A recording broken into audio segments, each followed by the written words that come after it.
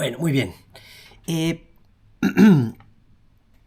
quisiera yo, bueno, después de haber agradecido, quisiera yo comenzar con, bueno, el artículo de la denegación, de la Verneinung, un artículo muy cortito y bueno, todos conocemos esta parte famosa, ¿no? En la que un analizando, un paciente está ahí contándole a Freud su sueño y entonces le dice, no vaya usted a creer que esa persona del sueño era mi madre, ¿no? Y Freud concluye, por lo tanto es su madre. Eh, ahora veremos cómo llega esto, pero yo eh, quisiera ampliar el tema de la denegación y hablar de un hipotético o una hipotética psicoanalista que va y dice, no vaya usted a creer que cuando digo sujeto me refiero a algo filosófico, tampoco cuando hablo de verdad, ni de certeza, ni de saber. Esto no tiene nada que ver con la filosofía. Y sin embargo, bueno, de lo que quiero hablar es precisamente de si eso es o no una denegación. Porque, mire, eh, el asunto es, el psicoanálisis eh, tiene, que les puedo contar a ustedes, ¿no? Una historia accidentada, pero hay una constante que aparece y es la razón por la cual nosotros, ustedes y nosotros organizamos en filosofía y en psicoanálisis congresos separados, ¿no? Y bueno, nos invitamos porque nos parecemos interesantes, somos muy cordiales, pero eventualmente el psicoanálisis se salió de la universidad y bueno, eso también se apoya en cierta excepcionalidad que se atribuye el psicoanálisis, ¿no? Y el psicoanálisis, o sea, lo primero que dice un psicoanalista frente, y lo digo bueno, pues por experiencia, ¿no? Frente a una persona como yo que se dice filósofo, que la verdad me da lo mismo, ¿eh? Pero bueno, digamos que al menos de título, es, pero no vayas a creer que hablamos de lo mismo, ¿no? Entonces, claro, lo primero que esta discusión es qué significa lo mismo y, por supuesto, qué significa este no. Porque, bueno, el no en todos los discursos es un operador de lo más espinoso posible. Nosotros, bueno, al menos en la historia de la lógica, habíamos creído de Platón, perdón, de Aristóteles, antes de, bueno, quizás hasta Frege, ¿no?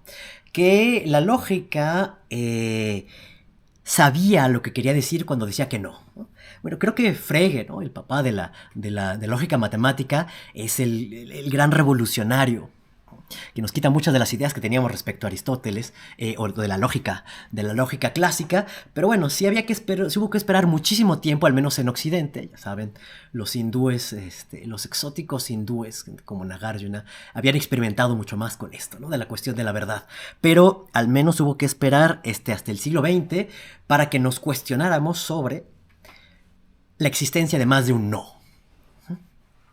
Y bueno, no me voy a desviar, pero actualmente pues existen estas cosas raras que llamamos lógicas no clásicas que responden a diferentes nos, ¿no? Un ejemplo muy simple es, bueno, lo indecidible. Por ejemplo, yo puedo decir que algo es blanco o decir que es no blanco o decir que no es ni blanco ni no blanco. Y quién sabe qué. O es bueno. No quiero decir negro porque, bueno, eso tiene otras implicaciones, ¿no? Vamos a quedarnos exactamente en una posición, A, su negación, no A, y el hecho de que podrían pasar dos cosas, además de A y no A. Podría ser que A y no A, o sea, que haya contradicciones y contradicciones que podamos tomar como verdaderas, y podría ser ni A ni no A, ¿no? Entonces, lo primero se llama una posición, lo segundo se llama una negación, lo tercero se llama una contradicción y lo tercero se llama un tercero dado. Y resulta que, bueno, el psicoanálisis es especialista en esto, ¿no? Es especialista en mostrar lo escurridizo de la negación, porque efectivamente no está claro, uno, cuál es la negación que estamos hablando o cuál es la negación que estamos poniendo a operar en nuestro discurso, en el diván, en la política o en la presentación de nuestra disciplina o de nuestra indisciplina. Y Número dos, ¿cuáles son las implicaciones y los tránsitos entre los diferentes sistemas cuando decimos que no? Porque lo que yo quisiera decir es que más que afirmar algo así como que en el juicio disimulamos cosas, que más bien el juicio es la instancia del contrabando. Es la instancia del contrabando por medio de la cual hacemos jugar los noes para salvar la verdad. Porque donde decimos que no y algo no puede ser, y entonces está prohibida su verdad, entonces hacemos uso del juicio. Y para ello, bueno, voy a tratar de explicarlo un poquito mejor. Yo sé que estoy hablando mucho en el aire, pero por ahí ya no me acuerdo, alguno de ustedes mencionó la tabla de los juicios, ¿no? De Kant. Bueno, pues sí, ¿no? Tenemos juicios que son sobre uno, tenemos juicios que son sobre todos, tenemos juicios que son sobre ningunos, que son la cantidad, tenemos otros juicios que son sobre lo seguro que estamos, ¿no? Y esto ya no tiene que ver con la negación, tiene que ver con la certeza de lo que decimos y que bueno, pero que se conecta profundamente. Entonces, en fin, ¿por qué es importante? ¿No? ¿Por qué es importante? Porque la excepcionalidad con la que se presenta muchas veces el psicoanalista es lo que lo salva en su singularidad, pero al mismo tiempo lo conduce a su fracaso porque, como como hemos estado viendo constantemente, las preguntas que le surgen al psicoanalista son preguntas del derecho, ¿no? Son preguntas de la política. Son preguntas en las cuales no está permitido o no es legítimo retrotraerse al diván y decir esto solamente lo puede entender quien haya pasado por el diván, porque lo que vemos es que en tanto institución, ¿no? Y en tanto práctica social, el psicoanálisis tiene también una membrana. Y cuando estamos hablando del no, estamos hablando también de la represión que necesitó el psicoanálisis en cierto momento de la filosofía y cómo el psicoanálisis hace síntoma filosófico, ¿no? Para poder seguir hablando, ¿no?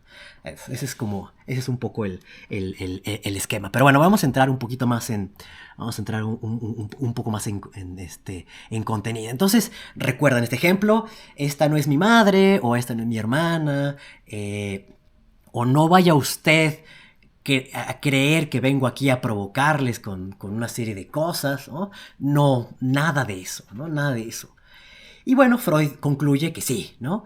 Que efectivamente esa es la cuestión. Ahora, ¿por qué lo concluye? Bueno, en primer lugar, es porque esa conexión entre la persona del sueño y la madre es una conexión que no se la ha sugerido a nadie, ¿no? Es una conexión que ha hecho el paciente la analizando. Es decir, no hay ninguna razón para que esa asociación libre haya juntado esos dos elementos, ¿no? Entonces, bueno, es una razón suficientemente convincente, ¿no? Para decir, bueno, es que nadie te lo preguntó, ¿no? Es como decir, no estoy cansado. Pues nadie te lo preguntó, ¿no? Lo trajiste a cuento, quiere decir que hay una conexión al menos posible o relevante dentro de ti, ¿no? Ahora, hay una diferencia que se hace aquí, ¿no? En la discusión ya más adelante entre los juicios de existencia y los juicios de atribución, pero bueno, en términos más contemporáneos, uno se llama predicación, ¿no? Es decir, ese es P, o sea, esta es mi madre, o esta es el cielo es azul, bla, bla, bla. Es decir, decimos algo de algo más, ¿no? Eso es predicar. Y luego existe otra cosa que se llama la función de verdad, en la cual decimos que eso es verdadero o falso, porque es o no es el caso, ¿no? Entonces, cuando por eso, a ver, aquí es donde empiezan las permeabilidades de la membrana, ¿no?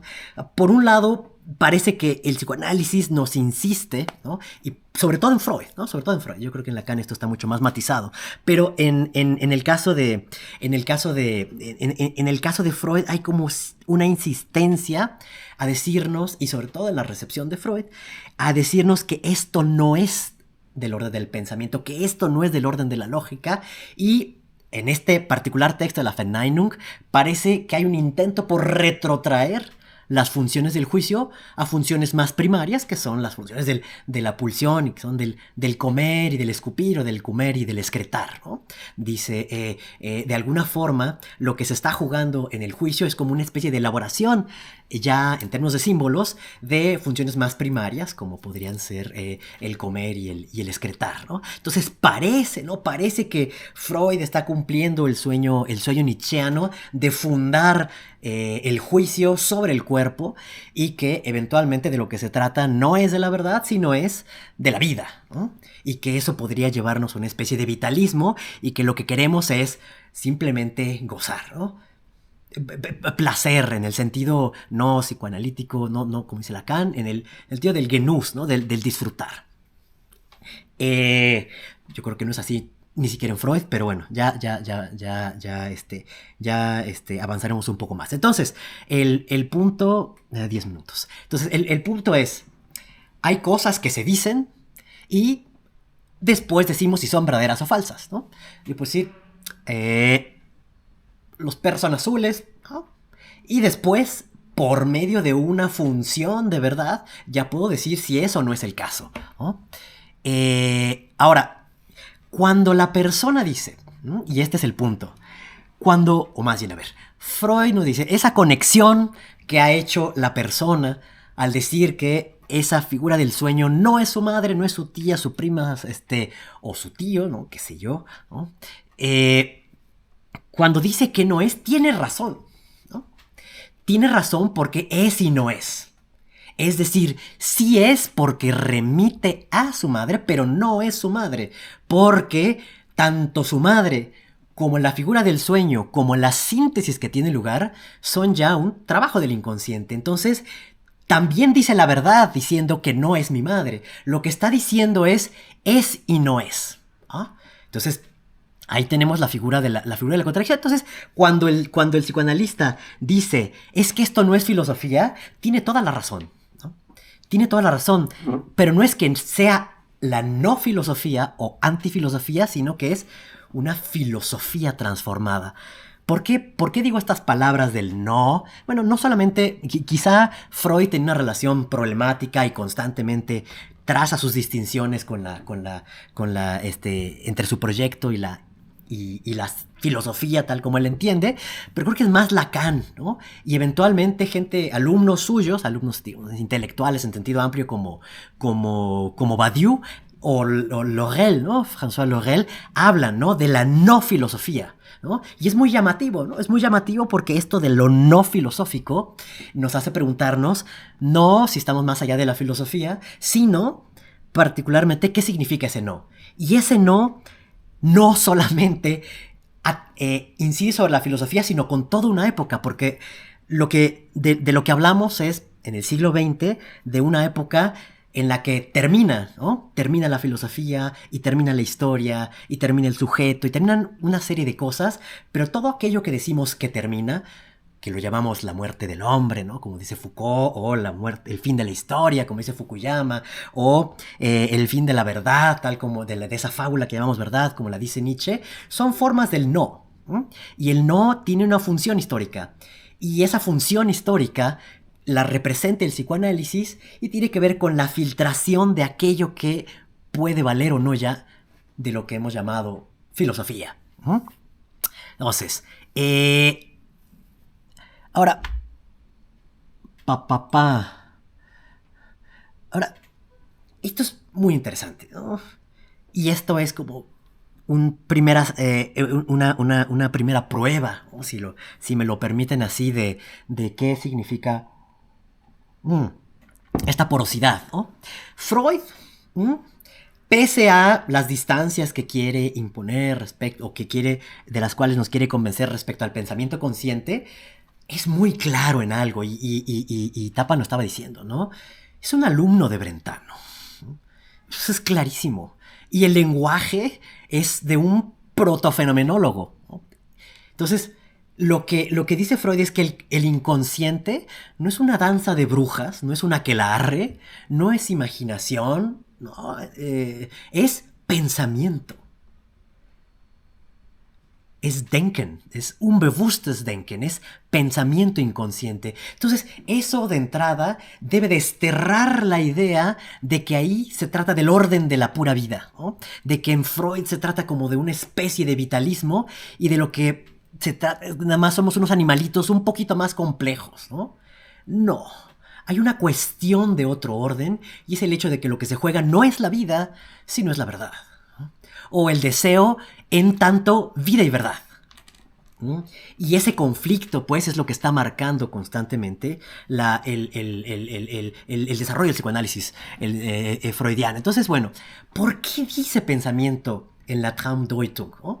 Y permítanme ustedes, ya 15 minutos, permítanme ustedes una pequeña referencia a Brentano, ¿no? Brentano, ya lo saben, es este pensador alemán como cercano de alguna manera, el contexto en el cual discute él es en contra del hegelianismo, pero dentro de una especie como de neocantianismo y una recuperación muy particular de Aristóteles por vía de la filosofía medieval, ¿no? Bla, bla, bla, da lo mismo. Lo que importa es la forma en la cual Brentano rescata el concepto de intencionalidad o de intentio de los medievales para decir lo que vale para el ego, ¿no? para un sujeto, vamos a extender el término, lo que vale para un sujeto son sus representaciones con completa independencia de si son reales o no. Esa es la tesis fundamental de la intencionalidad, ¿no? Y que después,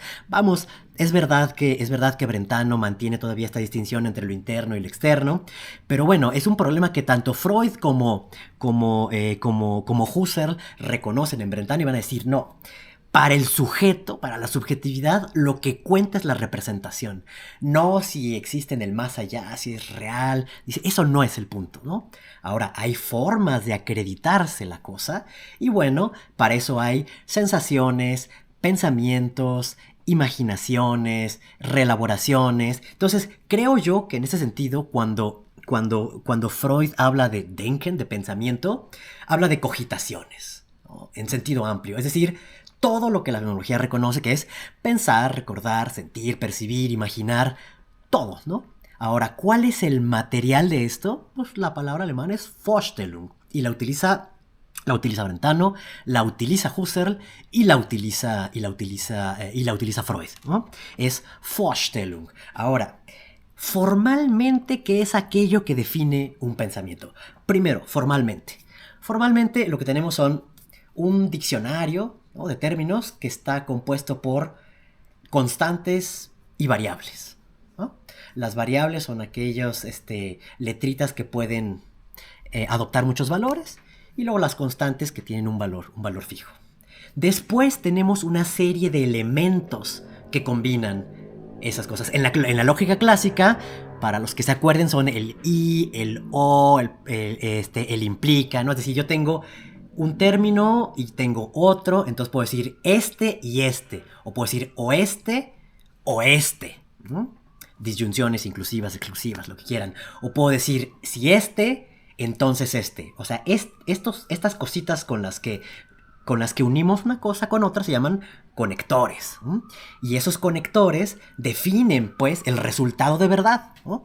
Porque cada proposición puede ser verdadera o falsa, y dependiendo de cómo las combinemos, el resultado podrá ser verdadero o falso, o podrá tener alguna contradicción, ¿no? Ahora, existen también reglas para crear las fórmulas, ¿no? Y existe una cosa que se llama las fórmulas bien formadas. Bueno, eso es, dicho así en 3 patadas, los sistemas formales, ¿no? Es decir, tenemos unos elementitos que constituyen los átomos, luego tenemos unas conjunciones que nos permiten pegar los átomos, y luego tenemos unas reglas de transformación. Ahora, eso es lo que encontramos en la Traumdeutung, ¿no? en la interpretación de los sueños de Freud. ¿Cuáles son los elementos? Las representaciones, Vorstellungen. No importa si son imaginación o si son Wortvorstellungen, si son letras, palabras, ¿no? Aquí yo estoy de acuerdo con muchas cosas que dice Tapan, ¿no? El inconsciente, pues no está estructurado como un lenguaje, está estructurado mucho más, al menos en Freud, como un conjunto, como teoría de conjuntos, ¿no? O sea, son conjuntos y a algunos les quitas pedazos, les haces agujeros, los separas. Eso que dice Freud cuadra perfectamente con la teoría de conjuntos y además conecta con la topología, no la topología lacaniana, una topología mucho más general, ¿no? Entonces, queda clarísimo que en Freud hay un pensamiento formal porque hay elementos, hay formas de mezclar las cosas. ¿Y cuáles son estas dos formas? Bueno, las formas clásicas, las formas que aparecen en la interpretación de los sueños son la Verschiebung y la Verdichtung, ¿no? Verschiebung quiere decir, schieben es jalar, entonces es hacer pasar una cosa por otra, ¿no? La otra es Verdichten. Dichte es algo, ¿cómo se llama? Impermeable, ¿no? Entonces cuando dices algo es wasserdicht, quiere decir que no pasan las cosas. Ahora, eso suena más como a represión, ¿no? Pero dichten también tiene que ser como apelmazar.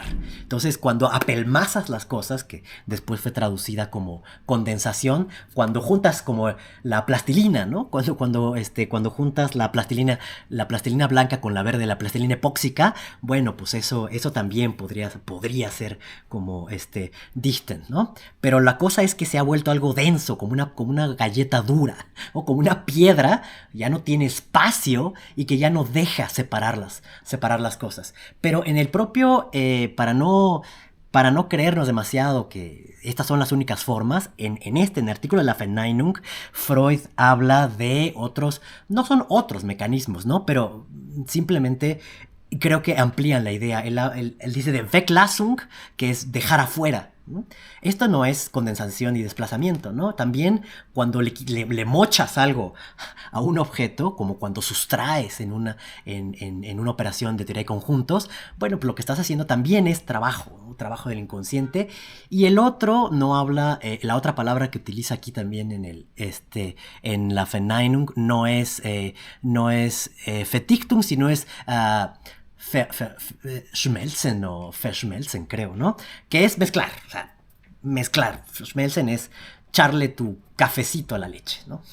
Entonces, bueno, son operaciones interesantes porque son muy físicas, ¿no? Son muy físicas.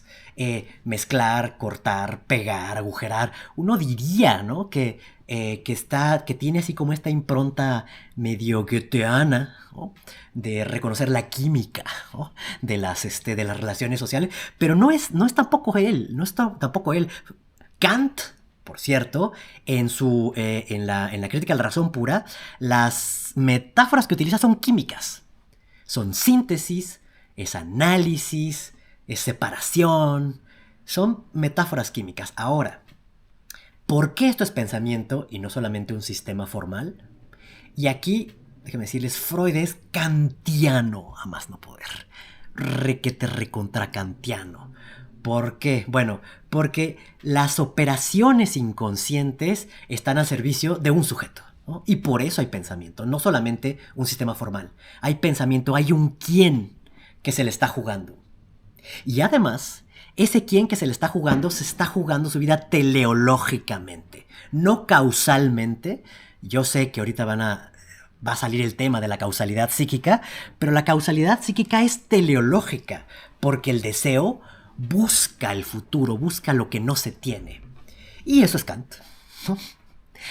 La razón por la cual me parece se puede hablar de pensamiento ahora digo las diferencias, por las cuales se puede hablar de pensamiento en Freud, es porque sigue una estructura muy kantiana. Es decir, hay un sistema hecho de elementos, que son las representaciones, con reglas de combinación que no son los de la lógica clásica, pero que serán los de los conjuntos, que son conjunción, disyunción, complemento, pero que bueno, podemos en este lenguaje más colorido, se llaman condensación, desplazamiento, bla, bla, bla, ¿no? Pero bueno, juntar y pegar no es más que sumar y restar, ¿no? Esa es la teoría de conjuntos. Y reemplazar o tomar una cosa por otra, en el caso de Freud, solamente sucede si hay un parecido. Es decir, eso se llama analogía. Y si lo quieren ver también en términos menos esotéricos, es una función, ¿no? Es una función donde hay una relación entre elementos, no vamos a ir tan lejos como el isomorfismo, pero se parecen tal que yo puedo tomar una cosa por otra. Ahora, ¿Por qué esto es pensamiento? Les decía yo, y esta es una razón que también aparece en Kant. Alguien se juega, ¿no? Alguien se juega su existencia. Entonces, y aquí está el punto que los separa a ambos de cualquier vitalismo, a Kant y a Freud, e incluso al psicoanálisis lacaniano del vitalismo, y es que si es verdad que el comer mantiene en el ser al animal, lo que mantiene al sujeto en su existencia es la verdad. Y la negación son las formas en las que puede alcanzar la verdad, alguna verdad. Entonces, aquí un corolario para cerrar simplemente y mostrar y dirigir solamente la mirada en 5 minutos, y es, para esto efectivamente ya no nos hace falta, ya no nos alcanza Kant, sino Hegel. Creo yo que, bueno, por cierto, ¿no? Kant también tiene su tópica, ¿no? Él no habla de consciente, preconsciente, consciente. Lo que él habla es de una estratificación del ego, que es sensibilidad, imaginación y entendimiento, ¿no? Y por cierto, el yo lógico, el yo que refiere el sujeto a sí mismo y por el cual está concernido por su propio ser, es un yo lógico, no es un yo empírico. Es un yo puramente lógico, es una función que está operando en el corazón del sujeto y que el sujeto no puede comprender, es decir, no puede experimentar porque es inconsciente. Oh, eso es Kant, ¿no? Pero bueno, una pequeña palabra ya ven, por dar explicaciones me quedan 3 minutos. Esta tópica, ¿no? Kantiana es muy interesante, y también lo que quisiera yo mostrarles es que en la dialéctica del amo y el esclavo, despuesito, ¿no? Donde viene ya la cuestión de la libertad, lo que nos presenta Hegel es la primera psicopatología, ¿no? Hay 3 figuras que se llaman escepticismo, conciencia desgraciada o conciencia... sí, lo traducen así, ¿no? Como conciencia desgraciada, escepticismo y estoicismo. ¿Y de qué se tratan estas 3 figuras? Es muy interesante ponerlas en conexión con la psicosis y con la neurosis, porque se trata de 3 figuras que intentan juzgar sobre la realidad del mundo y sobre sí mismos, es decir, utilizan el juicio en términos existenciales para mantener su verdad como sujetos y no quedar disueltos por el mundo. ¿Por qué son importantes estas 3 figuras? Estas 3 figuras pertenecen evidentemente históricamente al pensamiento ya no clásico de Grecia, ¿no? No es la Grecia ática de Platón, de Aristóteles, ¿no? Es la Grecia post Alejandro Magno, es la Grecia helenista. Y la Grecia helenista tiene una cualidad particular, y es que el mundo cerrado de Grecia está destruido. Las murallas se han caído y se están enfrentando a un mundo de extrañamiento radical. Porque el imperio de Carlomagno, de Alejandro Magno, llega hasta la India, ¿no? Entonces, a lo que se enfrentan es a una cantidad de filosofías, pensamientos, religiones, sistemas políticos que destruyen el terruño del individuo, el terruño que podría haber tenido la persona dentro de las murallas de su ciudad griega, ¿no? Entonces, lo digo rápidamente, la forma en la que salva su verdad y se salva como sujeto el escéptico es diciendo: no creo en nada de lo que me dices. Alguien llega y le dice algo y dice: pues no es cierto, pues no tienes razones para afirmarlo. Y entonces su poder se basa en la capacidad de negar y de licuar el poder del otro y el poder del mundo. Luego viene el escéptico, y el escéptico dice: sí, puede ser que tengas verdad en lo que dices, pero no me llega, no me toca, no toca mi corazón. Entonces, constantemente, mientras más duro el mundo, más aguanto yo, y mientras más aguanto, más me afirmo en mi propia subjetividad. Y finalmente viene la conciencia desgraciada, y este es el punto interesante, porque la conciencia desgraciada vuelve a hacer aparecer la membrana, y con eso termino, la membrana, y es el hecho de que sí siente conflicto con el mundo, sí siente que tiene que salir de la certeza inmediata de su interioridad, que es finalmente el mundo que alucina.